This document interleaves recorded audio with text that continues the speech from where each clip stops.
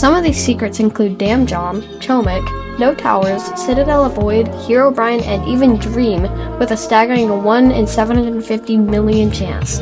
You can see the rarity of your ring select by inputting RNG on your keyboard and looking below the Ring 1 lobby.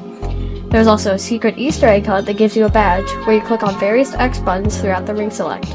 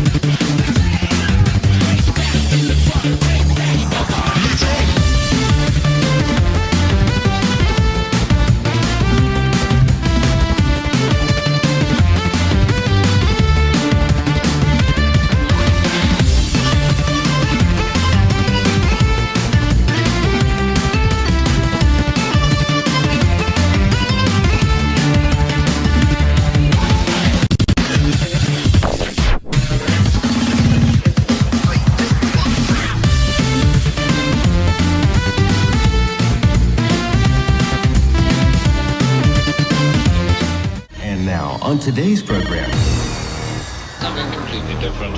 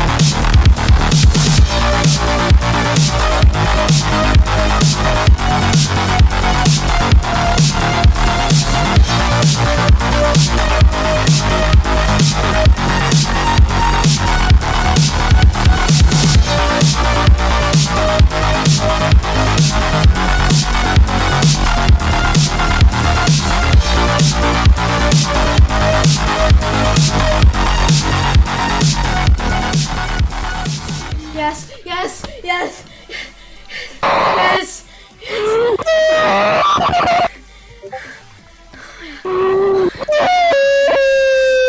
Hexium, you're gonna beat it right now. I did it. Hexium, let me hear your scream. GG's, bro. The baby It's literally like the easiest part. Yeah. Yeah, he's gonna be stuck on this for another 30 minutes. Hexium, do you have Hexium. to set at like 1 second, or is it off? What's an experience What? Do you have to quickly set delay at like 1 second, for instance? This is an experience I have my resets. If I press R, it does nothing. I have them turned off. You have to do the universe ID. I just use escape R enter whenever I actually do it. Universe ID. What the fuck is that? Oh my god, Hexium, I love you. Oh wait, is it this? Roblox feature. Wait, yeah, try it. Hexium, give me a kiss. Oh my god. Chop it. Welcome to Oh my gosh. I actually did it. I told you, Baron. I told Hexium that he's gonna beat it today. Oh It's my the gosh. Choppa Gibson. Yes, I can finally add my stupid GD song. Heck Let's you did it. go. Oh my god. Yes. He's at the pillows. Find them, buddy. Oh my gosh. I actually Hexium did it. screams. Hexium screams. I did it. Let's go. Just do it, bro. Just hit it, bro. Just hit it. Yeah, you're next. Hold on, wait, I gotta aura farm, get a screenshot. Am I next though? Am I next? Yeah, you're next to beat this tower. GG. Now do the screens. Alright, we're about to go slow sandboard and chili. It's what we do in South America. Let's go. Since the inception of Ito, formerly known as Jato, formerly known as Kato, which has been over 9 years, by the way, we have seen numerous huge accomplishments in the game. From the first soul-crushing tower beaten, to pushing the limits of the physics engine on Roblox. Let's look through the complete history of the hardest towers in Ito. Chapter 1. Humble Beginnings. Kato, the original place for Ito, started off with only one tower. That tower was the Tower of Heck, a hard difficulty tower in Ring 1, and the tower to start the game off. So, because this was the first tower, and subsequently the first tower to be beaten, it would obviously be the first ever hardest tower in Ito. Fun fact, the lobby for Kato at this time was just floor 1 of TOH, so that's why floor 1 of TOH is whatever the Ring 1 lobby music is. July through September of 2018 saw the creation of the entirety of Ring 1 at the time, and the tower to be added after TOH, which was also harder than TOH, was Tower of Screen Punching, which was difficulty at the time, but now we know it has been moved to challenging. Tower of Impossible Expectations was added afterwards in August, originally hard difficulty, then moved to question mark difficulty, then Good Luck Buddy, which is equivalent to Intense and Remorseless today, which is where it stayed before what I will be calling the Great Difficulty Chart Update, which will also be referred to as the pre-GDCU era and the post-GDCU era. An important revelation hit during this time period, the Tower Creation Kit, allowing the community members to make their own towers.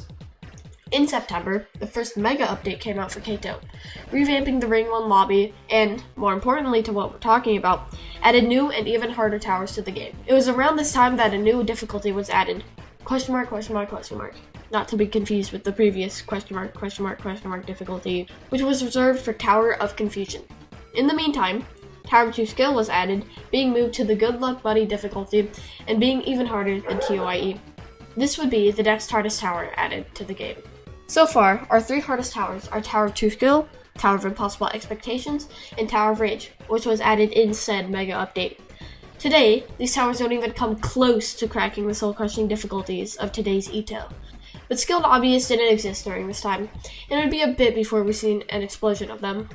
Later in September of 2018, Tower of Confusion was added, and then quickly removed from Ring 1 due to extreme lag issues caused by the tower. On September 17th of 2018, the second mega update released, including a Ring Select and most importantly, Ring 2. This added the Tower of Eternal Suffering, which is harder than Tower of 2 skill, so it is the new hardest tower, but it won't be the last we will see in 2018. Chapter 2, The Breakthrough. In October of 2018, there was a serious breakthrough in the hardest tower scene. Tower of Difficulty chart by Itnir, the first Godspeed tower to stay in an area and not be removed, had been added. Godspeed is the first soul-crushing difficulty, taking the same color as Terrifying, and spanning the 3 easiest soul-crushing difficulties we have today. With the first soul-crushing being added, it would only be a matter of time before players build and beat even harder towers. In November of 2018, Ring 3 was released, taking Tower of Confusion with it. Tower of Confusion was one of the most important towers to the story, with it being the first Godspeed tower technically added, even though it was removed, then added again. The first 3 floors make up most of its difficulty, and it has unmarked conveyors all throughout it, constantly keeping you on your toes. Ring 3 also brought the first tower made by Jupiter 5, Tower of Winning Every Run, aka Tower. In December, Tower of Laptop Splitting became Citadel of Laptop Splitting, version 3 of the kit was released, and, most importantly, Duke became the co-owner of Kato. This also marked the start of the post-GDCU era, splitting up Godspeed into 4 difficulties: Insane, Extreme, Terrifying, and Never Again. In January of 2019, Ring 4 was released, dragging in Tower of Inception with it, marking a new hardest tower in Kato. In February, Ring 5 was added, bringing in Tower of Frightening Nightmares with it, which was second to Tower of Inception. And then, it happened. The pivotal moment that changed the path of this game forever. Chapter 3, Jupiter's Inferno. In March of 2019, Kitty Cannon, the owner of Kato, deleted the game for various reasons, leaving it to Duke. Duke decided to take the game under her own leadership, which would turn out to be the most important decision of the game and also alter the course of this video forever. Without this moment happening, I wouldn't be sitting here writing this script, recording this voice line, or editing this video. You also wouldn't be here watching this video without this moment. Even though Duke may not have been the best owner, she sure did save Kato from a seemingly unavoidable death. Along with this change, Cal started development, and Thanos Tower was finished and added to Ring 1, which wasn't harder than Tower of Confusion, but was still extremely hard at the time. March saw a sloppy release for Ring 6, which made it close almost immediately, but after a bit of fixing, Ring 6 officially released in April of 2019. Around the same time, Never Again, the difficulty above Terrifying, was renamed to Unreal, then later the same day it got renamed to Catastrophic. Ring 6 also came with the new third hardest tower, Tower of Impossible Movement, and was placed at Insane, then got moved to Extreme, then later Terrifying, following the same path as Tower of Frightening Nightmares. There were no new hardest towers added until 2020, but that tower would change everything. On January 25th of 2020, Ring 7 was released, and with it brought the most monstrous tower ever conceived at the time. The Tower of Elongated Runs. With multiple insta-kill sections and outsides that can end runs, this tower was an absolute beast. At the time, this tower was considered Terrifying difficulty, which is a far cry from the high-peak Catastrophic difficulty that it currently resides in. I will not include this tower right now as it will not be verified for a while, and it would be unfair for me to place it already. With TOER off the table for now, and the zones starting too late to get a kata by the next area, we would have to wait.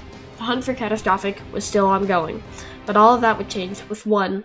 Hi, Jessica. I've heard that you can come the same day I call you. Give us an address and we're on our way. Single update. Chapter 4, the final difficulty. For this segment, I thought it was only fair to take a small dive into the first Catastrophic tower and how it was conquered. On July 8th of 2020, Ring 8 was released to the public, and it came bearing gifts for all elite hobbyists. Not only was it miles better than the previous rings, but there was also another Catastrophic tower in the game. This is the Tower of Generation Failure. Immediately, people got to work, and they made progress. Two of the biggest roadblocks for players in this tower were Floor 6 and Floor 9 outside. Floor 6 is a very hard and very long floor. There's a singular GBJ jump on this floor, which is very easy, but the raw difficulty is crazy. This floor is also home to the hardest jump of the tower, the Floor Stud Stick Out. Floor 9 outside is also super hard, and is home to some of the most infamous fails in JDM history. It is also the part that contains the Con Jump, a weird wraparound long jump that the player Con 2005 failed the first time getting there. On July 10th, 2020, Con had a breakthrough and completed Tower of Generation Failure. But Con had a problem. He technically cheated the tower. The method he used is checkpoint abuse. To prevent players from skipping entire towers, the J2 devs introduced invisible buttons called checkpoints that have to hit throughout the entire tower to beat it. Khan managed to gain access to a copy of the tower to find all of the checkpoints, skipping all of the hardest sections. So, in September of 2020, Con 2005 got permanently banned from the game. No worries though. My Fart, also known as My Ferrado, was the first true legit victor of Tower of Generation failure, putting an end to the hunt for the first catastrophic. Khan later got unbanned, by the way. So, with the new hardest tower being of the last difficulty, the only way to go from here was to push to the edge of the difficulty chart. In December of 2020, My Fart made the Tower of Elongated Runs, putting a temporary stop on trying to beat harder towers. There would then be an update that would add even more difficult towers, shaking up the obvious scene. On the 22nd of April 2020, Ring 9 was released, adding the Tower of Champions Road, a high catastrophic, and most importantly, Tower of Cruel Punishment, a peak catastrophic tower sitting at the highest point on the difficulty chart. And after 2 whole months of grinding, and a grueling final stretch to top it off, My Fart did it again and beat the Tower of Cruel Punishment, marking the end of the hardest towers as we know them. Wait, this isn't the end of the video? Well, there's one thing I forgot to point out. Chapter 5, Beyond the Chart. With the Tower of Cruel Punishment being verified, the community was hungry for more. They wanted even harder towers, and they weren't going to stop at catastrophic. So, they decided to take matters into their own hands. 2 more exponentially harder difficulties were conceived, Horrific and Unreal, containing towers that literally push the physics engine to its limits, with gameplay that no normal person could ever come up with, manipulating Roblox physics like a puppet to a puppeteer. Now, how long would it take for someone to break past this barrier that now seems impossible, you may ask? 15 months. A whole 1 year and 3 months after Cruel Punishment, we finally got the first Horrific. Well, kinda. Marcus Terry, a well-known cheater, beat the Tower of Vacant Hindrances with a replay mod on July 18th of 2021, which isn't even considered Horrific today. To get to Horrific, we need to travel to March of 2022. On March 20th of 2022, Pit of Misery was released, making Horrific and Unreal officially a part of Ito, through the 4 Horrific towers and the 2 Unreals added, soon to be 3. Let's take a look at the Tower of Eternal Void, a mid-high Horrific tower in Pit of Misery. On July 24th of 2022, Skitsuna verified TOEV, becoming the first person to beat a Horrific that is still considered Horrific today. If you didn't know, TOEV is the first 10 floors of the original Citadel of Void, but nerfed. This means that floor 9, which is nil in Citadel of Void, is now catastrophic difficulty. Each floor ranges from insane to catastrophic difficulty, with the added difficulty balancing out to mid-high Horrific. After this completion, pros were stumped to say the least. Did they go for something higher in Horrific, or jump straight to Unreal? Well, we wouldn't have to wait long for an answer. The Citadel of Infinite Void is easily the most intimidating humanly possible tower in the entirety of Roblox. With 12 floors of borderline impossible gameplay that spans an hour and a half, this Citadel is nothing to laugh at. Not to mention, a lot of the gameplay is over insta-kills, so most of the gameplay has to be done perfectly. Almost instantly after Skitsuna beat TOEV, the Infinite Void grind was on.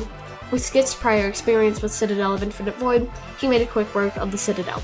But, unfortunately, someone beat him to first victor. Someone called Literature Deft, an unknown player, had beaten COIV without even recording it. Most people called it unlegit, and it was eventually ruled unlegit by the Top Towers community. So, with Skit being one of the only people left who are trying to beat this, we didn't have to wait long to find a first victor. And on October 9th, 2023, Skitsuna verified the first ever Unreal Tower, marking the end of the race for the first Unreal. This isn't the end of the journey though, as we have one more tower to go over, and it is pure insanity. New Swiffer Mop Deluxe. With the new locking head, getting into tight spaces is simple. Chapter 6, Impending Doom. Impending Doom is a low Unreal tower made by PCCM, Forsaken, The Player Slayer, Mikolajol, I guess, Walrus, Skitsuna, Celestia, and Demolisher 11, and is currently the hardest tower ever beaten in the game. This section is going to be a very, very short summary of PCCM's video on Tower of Impending Doom, and it is one of the greatest Ito videos I have ever watched. I highly recommend watching it. PCCM deserves all the praise. So, after PCCM and all others finished building TOID, people started to race to beat it and made quick progress. This tower works like Citadel of Void, where each floor has its own unique difficulty, and that gets averaged out with the length of each floor to come up with its official difficulty. Not to mention that if you fail once, your run is most likely over. With some floors being horrific difficulty, this can get draining fast. Henixel managed to get to floor 6 on April of 2024, which is pretty good progress for now. He then managed to get to floor 7, passing his own world record, but the attempt unfortunately wasn't recorded. Also, in April, A6IQ and Skitsuna started to try to beat TOID. Skit dropped the tower shortly after picking it up, but A6IQ kept at it. And A6IQ finally managed to get to floor 6 in December of 2024, over half a year after the last floor 6 attempt occurred. A6IQ got to floor 7 one day after getting to floor 6. Suro talked about trying to join the race in April, but said he would need more skill before getting into it. The next major progress happened in January of 2025, with Suro getting floor 10 and even getting to the second half of the floor. Keep in mind that floor 10 has fading platforms and is over insta-kills, so in some sections you are forced to rush while being at your most nervous point. People, at this point, had agreed that not even fully completing this tower and instead getting to the point Suro got to was way harder than COIV, which is the second hardest tower currently in the game. With Suro getting this devastating fail, A6IQ and Durican, a player that I had not previously mentioned, started to play the tower again and get some practice in. But just a day later, Suro would get to floor 10 again, and what he did next was legendary. Yeah, he failed floor 10 again. But what did you expect? It's the hardest tower in the entirety of Roblox, and you thought he was going to beat it on his second floor 10 attempt? Unfortunately, after this failed, Suro had a drought in runs and wouldn't make it back to floor 10 for another 2 months. Even A6IQ and Nurican to progress further. A6IQ managed to get 2 floor 10 attempts on the 21st and 24th of February, but both of the runs ended with very stupid fails that would only occur with nerfs. A6IQ would go on to never get back to floor 10 again until the tower was verified, putting an end to his part of the verification race. This would all change with one player joining the race. GreenBean1421 is a player known for an insane come-up story, from being the first person to be a catastrophic on mobile to beating towers like Tower Spiraling Fates and Citadel of Infinite Void on a computer. He really has mastered both devices. So when Green failed right before the final stretch on 10, it wasn't really a surprise they made it that far already. He then failed the start of the final stretch, which is the last section of the tower and completely over insta-kill. Durican managed to get to floor 10 finally, but he failed the no-jump section, ending his run. Green had just gone potentially the worst fail in Ito history. So, more motivated than ever, he pushed forwards. And on this very attempt, Green got to floor 10, the final stretch, then the last jump of the entire tower. Do or die, it was all up to this moment.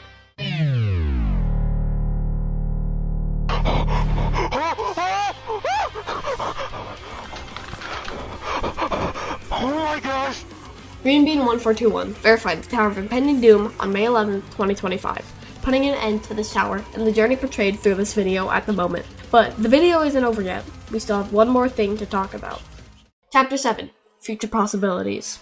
So, with low Unreal being verified, what could come next? One of the most famous examples is Citadel of Void at High Del, but that's realistically not possible for a human to do in one run. So, what gives? Tower of Core and Tower of Paradise are both not much more difficult than TOID when it comes to the difficulty chart, but due to their lengths, the raw difficulty of the gameplay is way higher. Tower of Ohio Melon is another example of this dilemma. It's not much more difficult than TOID when it comes to where it's placed on the difficulty chart, but it's a lot shorter and therefore has harder raw difficulty. So, the closest thing that we have that I can find is Tower of It Never Ends, found in the Eternal Abyss and sitting at mid-high Unreal. It's 45 minutes long and is more accessible compared to the shorter Unreals. But, from no difficulties Tower tedious and stodgy to Melissa's chaotic tower, there's no telling where human possibility can end. Only time can tell where we end up and where we continue from. This was a Hexium documentary. Thanks for watching, and see you next time.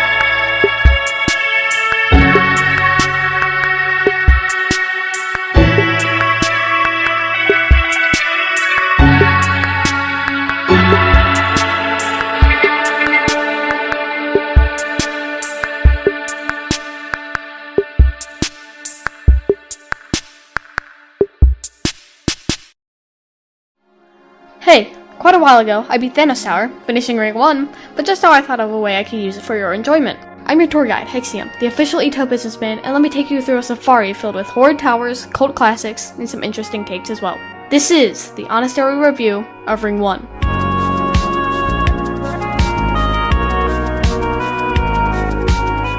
we get started, I would like to mention the immense support my last video got. Not only has it gotten 12k views, but it has also quadrupled my sub count. Not to mention the support in the comments. Seriously, this has been the most insane experience of my life. I'm sorry for not getting this video out sooner. I was grinding TOCR and got sidetracked. I don't even want to get into it. I have 40 hours of playtime, 25 4 runs, and no net runs. It's rough. Thank you yet again for the support on this channel, and I hope you enjoy this series.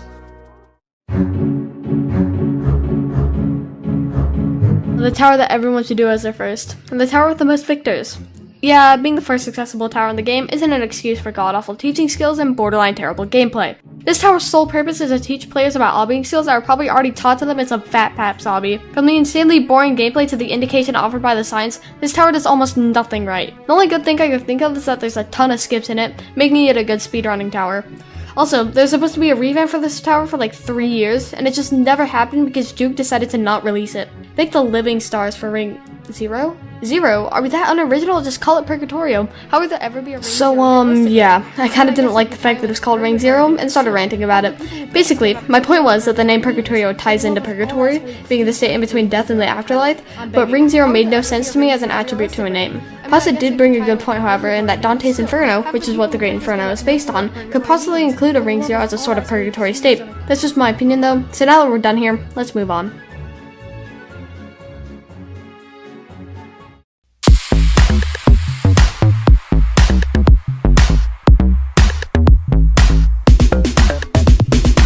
Holy, I mean, is there anything to say that hasn't already been said? It's just boring walking simulator mixed in with a funny cupboard maze, and wow, high jumps, my favorite, especially when they're copy-pasted for an entire floor.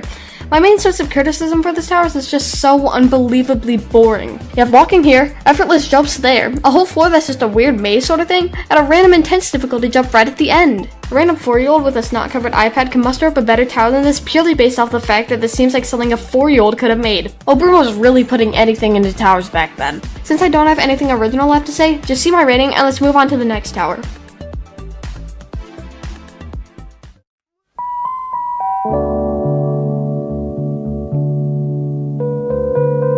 Okay, so this review would be wildly different if it hadn't gotten revamped a while ago.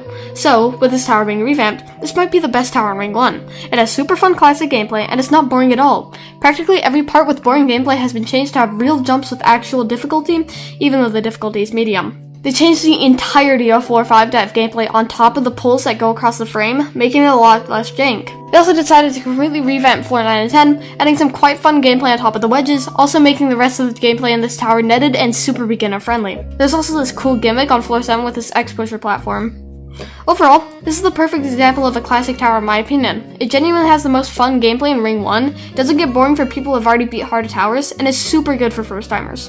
Kudos to you guys.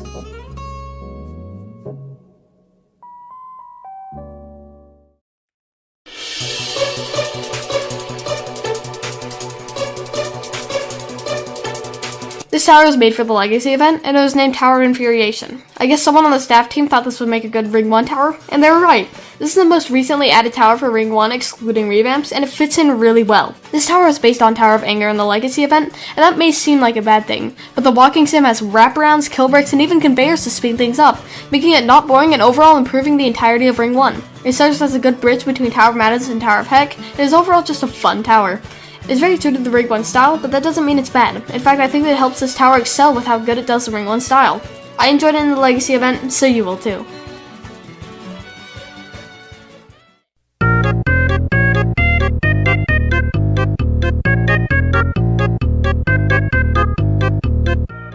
The first tower ever added. Where to begin?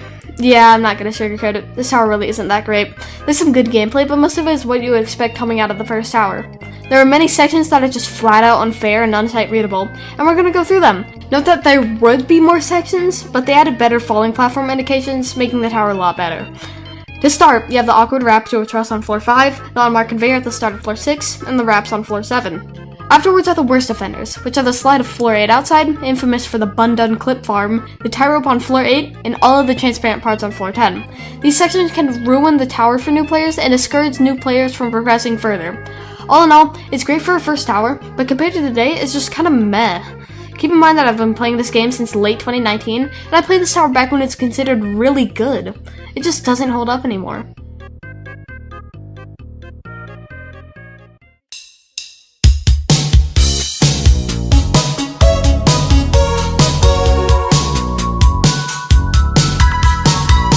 Have Inception, but it's far easier and not much better.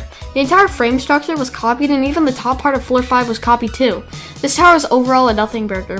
Sure, it's cool that it was the first tower to include tower crossing, at least I think, and I do still remember failing into the GBJ before it was nerfed, and also loop failing the push box for 30 minutes.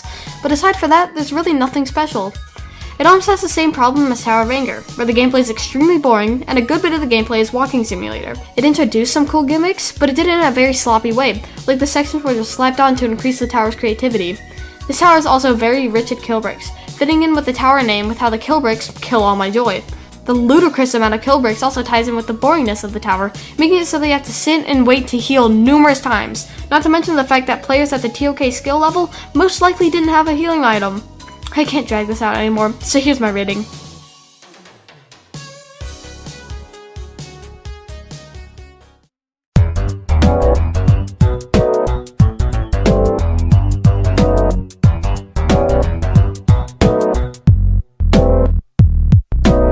This is definitely a product of its era. Not only is it just kind of mid, but it's also pretty forgettable. In fact, the only stuff I remember are the snakes on floor 3 and the head hitter on floor 10. Yet again, what is there to say that hasn't already been said before? Boring gameplay with slop gimmicks slapped on top to market it as a somewhat creative experience. One thing that ties into the terrible mechanics is the ice platforms on floor 7. Not only are they practically unindicated, but they can be a run ender for many people.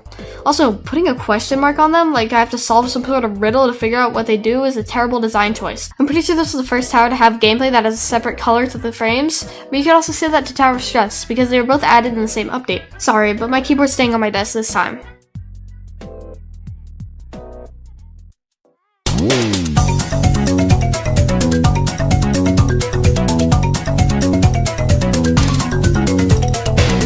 Speaking of tower stress, here it is. Yet another snooze fest of a tower. Boring copy-paste gameplay with no creativity whatsoever, with random traps thrown in like some mischievous prank. Oh, and of course we have to add an 800 stud long truss. Surely people won't skip it with a couple of wall hops, right? Most people know this, but the music of this tower is the default for the kit, and like Toki, the gameplay for this tower has a different color compared to the frame, besides floor 9 and 10 for some reason. Jeez, I'm running out of stuff to say. Oh yeah, all the jank ladders in this tower that ruined the experience. How could I forget? People really treated trusses like some foreign super virus that they needed to stay away from at all times. Thanks Adabir for the awesome video made on it. We're moving on now.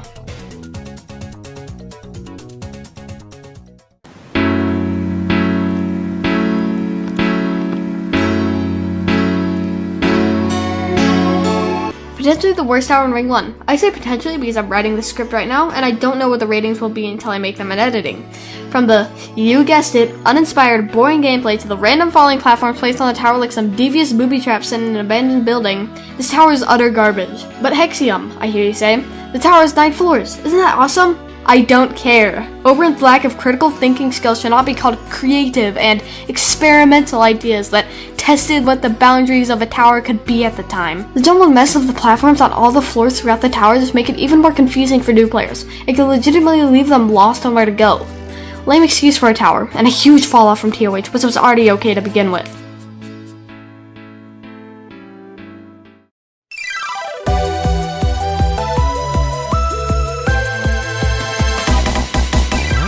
Okay, so this tower isn't too bad. Sure, it has a GBJ, but that is skippable and isn't far into the tower to begin with. There are a ton of spinners in this tower. In fact, you can consider this tower to be the prequel to Tonehead with how many there are.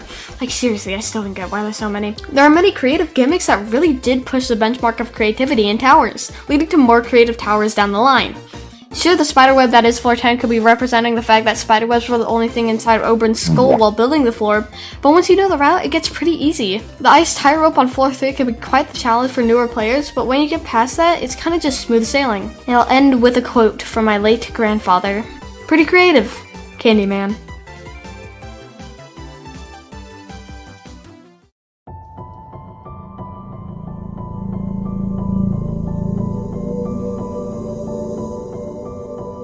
Yet another absolute snooze fest, with boring classic gameplay all throughout it, zero creativity, and annoying difficulty spikes. Although I still don't get how people fail 8 outside, it can be a run ender and especially nerve-wracking in the tower rush. The floor 9 maze is just boring, and floor 10 is just a trutz with a funny insta-kill on it to make it seem somewhat memorable. There's also a whole slew of bad gimmicks, from the finicky pushing platforms on floor 9 to the trip part on floor 2 and the wacky slanted part on floor 6.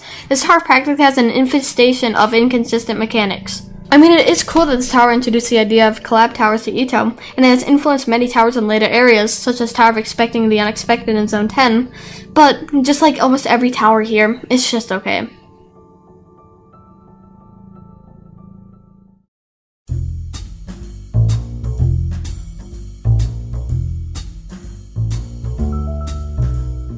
This tower is fun for no reason at all. Like, the gameplay isn't even fun and it looks atrocious, but wow, it is so fun to play through. I've made tasks of this tower numerous times and every time it's just really fun to play through. I never had many issues with 9 and 10, and I still stand by the fact that the wrap after the 3-stud stick out is harder. Not to mention this tower has a ton of skips. It's still REM though, no one can tell me otherwise. I think the main reason this tower is so good is the fact that all the gameplay flows together really well. You can tell actual effort was put into making the tower fun and hard at the same time, unlike numerous towers of its era. This could be the most fun Ring 1 tower for me just because of the replayability it has. Great work, just for the love of God, learn how to use Gradient Generator.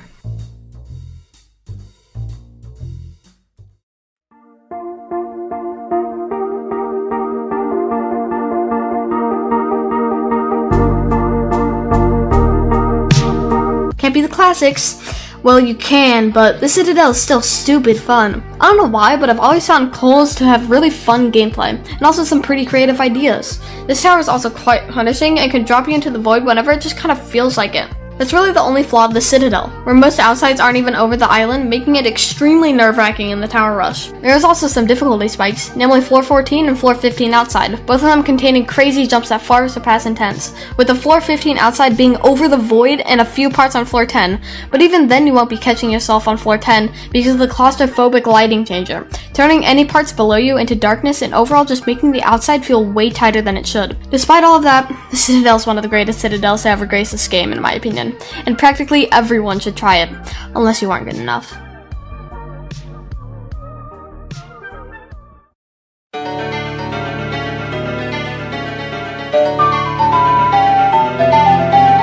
So, yeah, the joke tower of Ring 1, and the name is still very funny and not dated at all. Yet another boring copy-paste slop tower, but the gimmicks are actually kinda good and not just thrown together for a creativity star like another tower. Floor 2 has a god-awful outside with the world's most sensitive wobbly platforms to ever be added, and Floor 5 is just bad wedge stuff with a super awesome wall hop. While those parts might be bad, the good outweighs it, with some actually fun castle gameplay in the second half and Floor 10 having a really creative gimmick with it, which is way better than memorizing a certain pattern of parts to jump on. The 1x7 stud wrap is objectively harder than any other jump, but in my elite hobbyist opinion, it's really not that bad. This tower used to be placed right next to Tower of True Skill in the Cycle Unsafe area, making it so that new players flock to the tower immediately, birthing the infamous lock shift meme. I honestly don't think this tower needs a revamp past what it's already gotten. The gameplay is simple and, while sometimes boring, can actually be fun at times. Huge shocker for a tower that is literally called Thanos Tower.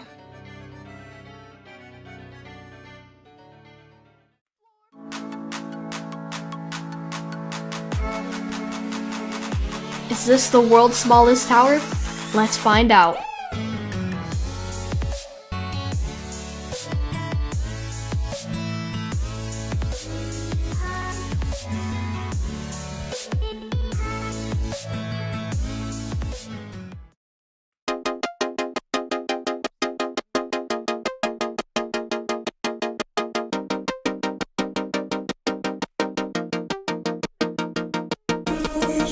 Ring 1, eh? Not too bad, not too good. Honestly, it was a lot better than I thought it would be, and I do think that this is one of my favorite areas, mostly for nostalgia. There are a few outliers, however. Most notably, Tower of Screen Punching, which got the worst rating out of any tower in this area, and for good reason. Any tower that gets below a 3 out of 10 will be put into the list of void, a specially selected list for the worst towers in the entirety of the game. So, since Tower of Screen Punching got a score worse than a 3 out of 10, into the list of void it goes. This was the Honest Area review of Ring 1. Thanks for watching, and see you next time.